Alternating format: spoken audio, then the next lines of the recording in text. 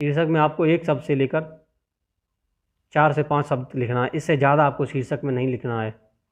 Students exam hall में कैसे trap होते हैं, कैसे हमारा माइंड काम करना बंद करता है और हम कैसे अपना समय बर्बाद करते हैं। उपर्युक्त गद्यांश का उचित शीर्षक लिखिए। फिर आपको पता चलेगा यहाँ आधा पेज आपको खाली दिया हुआ है, एक पेज तक खाली दे दिया हुआ है, तो यहाँ पर आप ट्रैप हो जाएंगे। जय हिंद दोस्तों। यूपीपीसीएस मेंस के प्रश्न पत्र में हिंदी में 100+ अंक कैसे लाएं की इस सीरीज में आप सभी का एक बार फिर से स्वागत है। इस सीरीज की पिछली वीडियो में हमने देखा भावार्थ के बारे में। प्रश्न संख्या 1 जो आती है, क्वेश्चन नंबर जो 1 है मेंस के हिंदी प्रश्न पत्र में जो आती है, गद्यांश जो दिया होता है हमें, उसके भावार्थ कैसे लिखना, उसका भावार्थ हमें कैसे लिखना है, उसमें दिए हुए प्रश्नों की व्याख्या कैसे करनी है, और जो रेखांकित पंक्तियाँ आती हैं उनका अर्थ हमें कैसे लिखना है। आज इस वीडियो में हम चर्चा करेंगे क्वेश्चन नंबर 2 के बारे में। प्रश्न नंबर 2 में क्या क्या पूछा जाता है और उसे हमें कैसे लिखना होता है। आइए उदाहरण से ये आपको देखते हैं। ये हमारे सामने मेंस 2020 में आया हुआ प्रश्न है। प्रश्न के जो मुख्य खंड हैं वो इस तरह से हैं। एक तो आपका प्रस्तुत गद्यांश के लिए उचित शीर्षक दीजिए, मतलब आपसे एक शीर्षक पूछा जाएगा, ये 5 नंबर का आएगा। उपरोक्त गद्यांश के आधार पर भाषा की भूमिका पर प्रकाश डालिए। ये ठीक वैसा ही जैसे पहले का खा था, गद्यांश के आधार पर एक दी हुई प्रश्न का उत्तर देना था। ये भी आपका 5 अंक का आएगा। उपर्युक्त गद्यांश का संक्षेपण कीजिए, ये सबसे मुख्य है। संक्षेपण आपका 20 मार्क्स का आएगा। तो इस प्रश्न की जो जान है वो ये संक्षेपण है। बाकी ये 2 प्रश्न हैं, ये आपको आसानी से नंबर दिलाएंगे। शीर्षक स्कोरिंग मार्क्स है। अगर आपने सही शीर्षक लिख दिया 5 में से 5 आपको मिल जाएंगे, 4 तो हर हाल में ही मिलेंगे। यहाँ आप लिखेंगे तो 5 में से हो सकता है आपको 3 मिले। संक्षेपण में अगर आपने अच्छा लिखा है तो 12 से 14 के बीच आपको अंक मिल जाएं, इसी के आसपास लगभग आपको अंक मिल जाएंगे। तो आइए इस प्रश्न को हमें कैसे हल करना है, संक्षेपण कैसे लिखना है, शीर्षक कैसे लिखना है, इस पर हम चर्चा करते हैं। ये जो मैंने जो एक पेज पे लिख लिया था चीज़ों को याद रखने के लिए कि आधा मार्क्स बढ़ाने के लिए कौन कौन सी बातें हमें ध्यान रखनी है और कौन कौन सी गलतियां हमको नहीं करनी है, ये आपके सामने है। इसे आप हमारे टेलीग्राम चैनल से जाके डाउनलोड भी कर सकते हैं, या अभी आप साथ साथ नोट भी कर सकते हैं। बहुत ज़्यादा नहीं है, एक पेज है, 4-5 चीज़ें हैं। आपने हिंदी का जो नोट्स बनाया होगा कि हाँ क्या क्या चीज़ें ध्यान रखनी है, क्या करना है, उसमें इसे ऐड कर सकते हैं। तो आइए सबसे पहले हम बात करते हैं शीर्षक के बारे में। शीर्षक बहुत ही ट्रिकी प्रश्न है। शीर्षक आपका एक शब्द हो सकता है, या शीर्षक में आपको एक शब्द से लेकर 4 से 5 शब्द लिखना है, इससे ज़्यादा आपको शीर्षक में नहीं लिखना है। आज हम स्टूडेंट्स एग्ज़ाम हॉल में कैसे ट्रैप होते हैं, कैसे हमारा माइंड काम करना बंद करता है और हम कैसे अपना समय बर्बाद करते हैं, उस पर हम 1 मिनट चर्चा करते हैं। जब आंसर बुकलेट आपके हाथ में होगी तो आप देखेंगे कि आपके पास गद्यांश यहाँ ये आपकी आंसर कॉपी है, यहाँ पर आपका गद्यांश लिखा हुआ है। यहाँ आपको प्रश्न दिए हुए हैं, यहाँ पर आपको लिखा है शीर्षक आप लिखिए, उपर्युक्त गद्यांश का उचित शीर्षक लिखिए। फिर आपको पता चलेगा यहाँ आधा पेज आपको खाली दिया हुआ है, एक पेज तक खाली दे दिया हुआ है, तो यहाँ पर आप ट्रैप हो जाएंगे। फिर वहाँ अगर आप एक शब्द लिख देंगे, जैसे प्रकृति आपने लिख दिया, ये अगर आपका शीर्षक है गद्यांश का। संस्कृति है, संस्कृति लिख दिया। संस्कृति एवं सभ्यता है, 3 शब्द आपने लिख दिए, तो आपको लगेगा कि अरे ये तो पूरा पेज खाली खाली दिख रहा है, ये पूरा ही पेज खाली है, इसमें मुझे 5 नंबर का है, इसमें अंक कैसे मिलेंगे। तो आदमी फिर स्टूडेंट्स क्या करता है, एक्सप्लेन करता है कि ऊपर तो गद्यांश का उचित शीर्षक ये है, कवि ने इसके बारे में बात की है। शीर्षक को अपन जस्टिफाई करने लगता है कि हमने जो शीर्षक चुना है वो शीर्षक हमने क्यों चुना है, जबकि आपको कुछ नहीं करना है। आपको सीधे हेडिंग डालनी है, उपर्युक्त गद्यांश का शीर्षक, और फिर लिख देना है ये, और ये अंडरलाइन कर देना है, ख़त्म। पूरी अगर लाइन, अगर एक पेज दिया है, बाकी नीचे की आप लाइन को ऐसे एक लाइन खींच देंगे, काट देंगे। बिल्कुल भी ट्रैप नहीं होना है। सबसे जल्दी हल होने वाला प्रश्न ये है, सबसे ज़्यादा मार्क्स आपको यही देगा, 5 नंबर पूरे दिलाएगा। आप गद्यांश को पढ़ेंगे।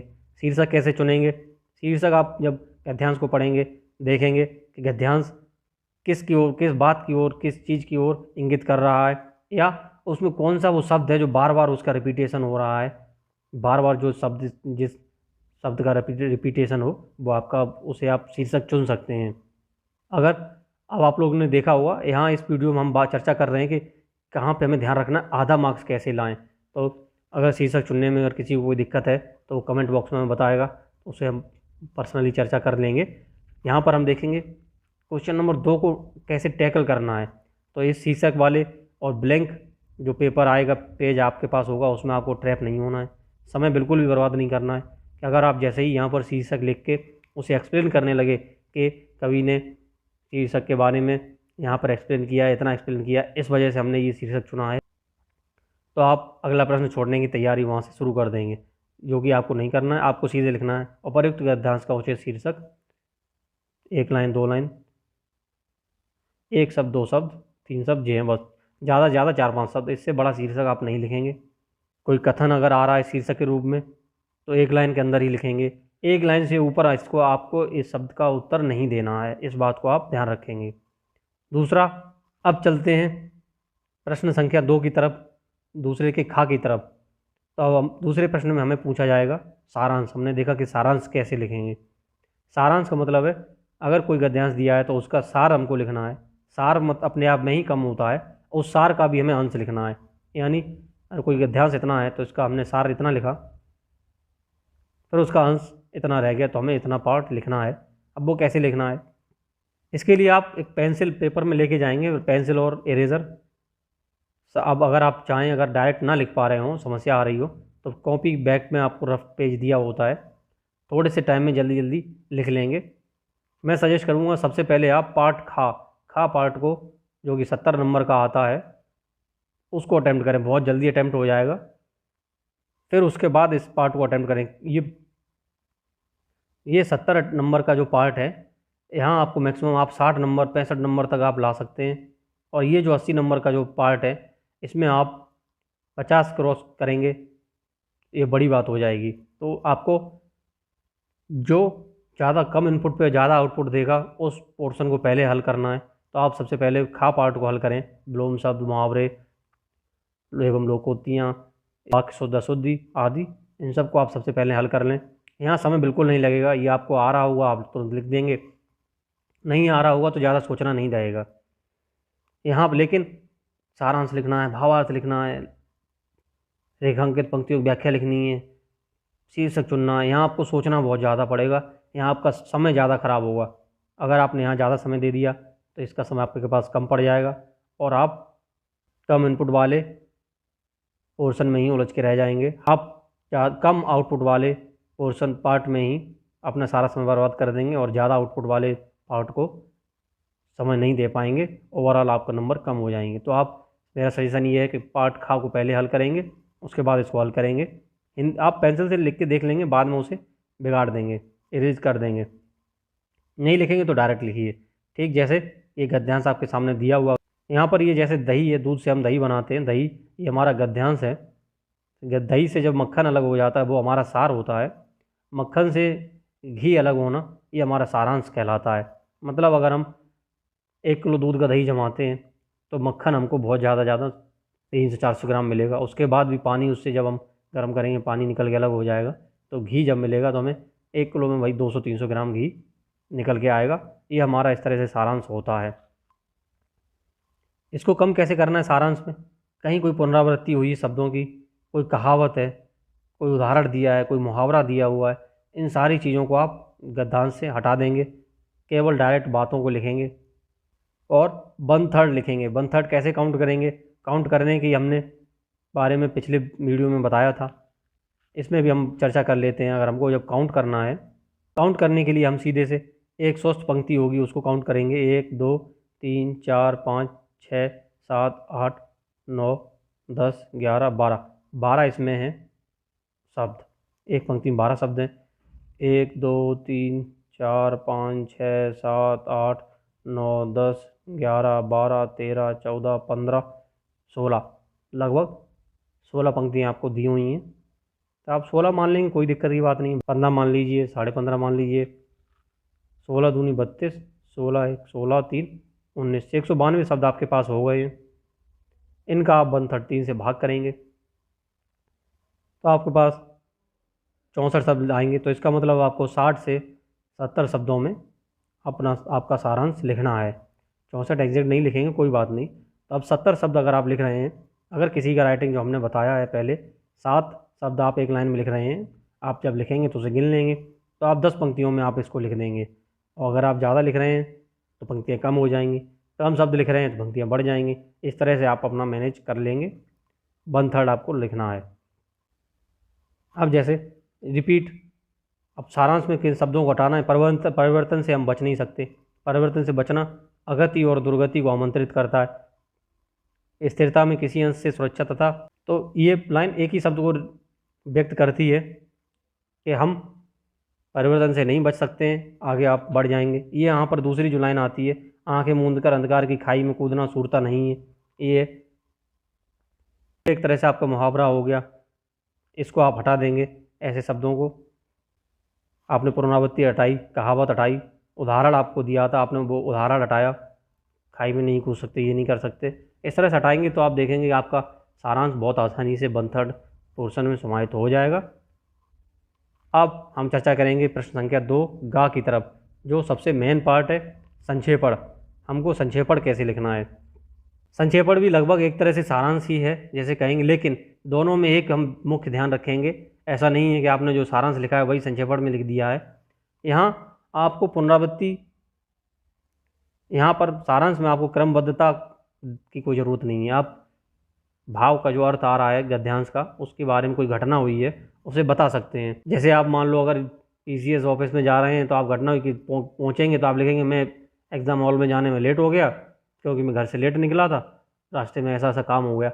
लेकिन जब आप संक्षेपण लिखेंगे तो आप क्रमबद्धता का ध्यान रखेंगे। आप बताएंगे कि मैं सुबह घर से देर निकलने में मुझे देर हो गई और रास्ते में भी जाम मिल गया, इसके फलस्वरूप में लेट हो गया। तो कुल मिला के यहाँ पर संक्षेपण में आपको क्रमबद्धता का ध्यान रखना है। 1/3 इसको भी लिखना है। निष्कर्ष आपको नहीं लिखना है जैसा कि हमने भावार्थ में लिखा था। यहाँ से भी आपको पुनरावृत्ति हटा देनी है। अन्य पुरुष व परोक्ष शैली का प्रयोग करेंगे। क्रमबद्धता, जो कुछ बातें जो सारांश को संक्षेपण से अलग करती हैं, जो ये है कि आप संक्षेपण में क्रमबद्धता का ध्यान रखेंगे। सारांश को आप लिखेंगे सीधा फॉर्मेट बना के, ऊपर हेडिंग बीच में डालेंगे सारांश और लिखना प्रारंभ कर देंगे। अब हम देखेंगे संक्षेपण को आप कैसे लिखेंगे। ऊपर आपको दिया होगा संक्षेपण लिखिए प्रश्न, फिर स्पेस खाली दिया होगा। तो सबसे पहले हम बीच में संक्षेपण हेडिंग डालेंगे। हम डालेंगे संक्षेपण, बीच में अंडरलाइन करेंगे, ऐसे ब्रैकेट भी यूज कर सकते हैं। यहाँ आपको छोटे ब्रैकेट, स्मॉल ब्रैकेट ये वाले ही यूज करने हैं। बड़ा ब्रैकेट या मंझला ब्रैकेट ये प्रयोग आपको नहीं करने हैं। ये लिखने के बाद जब आप संक्षेपण का पूरा सारांश लिख लेंगे, एक स्पेस छोड़ देंगे, साथ ही लिखेंगे तो आप पहले शीर्षक लिखेंगे। बाद में चयन करना चाहते हैं कि जब आपने संक्षेपण बना दिया है उसमें क्या शीर्षक आया है। ज़रूरी नहीं जो ऊपर शीर्षक लिखा है वैसा सेम हो, ऊपर का यहाँ लगभग मिलता जुलता होगा, 19-20 हो सकता है, यहाँ बदल भी सकता है। यहाँ कुछ और भी शब्द लिख सकते हैं। संस्कृति और सभ्यता, संस्कृति सभ्यता में संबंध, मानव के साथ संबंध, इस तरह से आप लिख सकते हैं। तो जब आप संक्षेपण लिख लें उसके बाद अपना शीर्षक चुनें। तो यहाँ 2 लाइन आप छोड़ दें, उसके बाद से लिखना ऐसे प्रारंभ करें। यहाँ जब आप अपना संक्षेपण लिख देंगे क्रमबद्धता का ध्यान रखते हुए, 1/3 करते हुए, पुनरावृत्ति आदि सबको हटाते हुए, फिर जब आपका ये संक्षेपण समाप्त हो जाए तो सबसे बड़ी चीज़ जो आपको यहाँ ध्यान देनी है, दाएं पार्श्व पर जहाँ आपका संक्षेपण समाप्त हो रहा है नीचे, ये दायां पार्श्व होता है, ये बायां पार्श्व होता है। तो इस तरफ आपको जहाँ जो आपको हाशिया दिया रहेगा उसके इधर तो नहीं लिखना है, उस वहाँ अगर आप लिखेंगे तो आपके नंबर कट जाएंगे। आपको यहाँ इस तरफ नीचे छोटे कोष्ठक में शब्द सीमा लिखनी है, शब्द सीमा आपको डाल देनी है। फिर लिखना है लगभग 10 शब्द 20 शब्द जो भी हैं, इस तरह से आप लिख देंगे।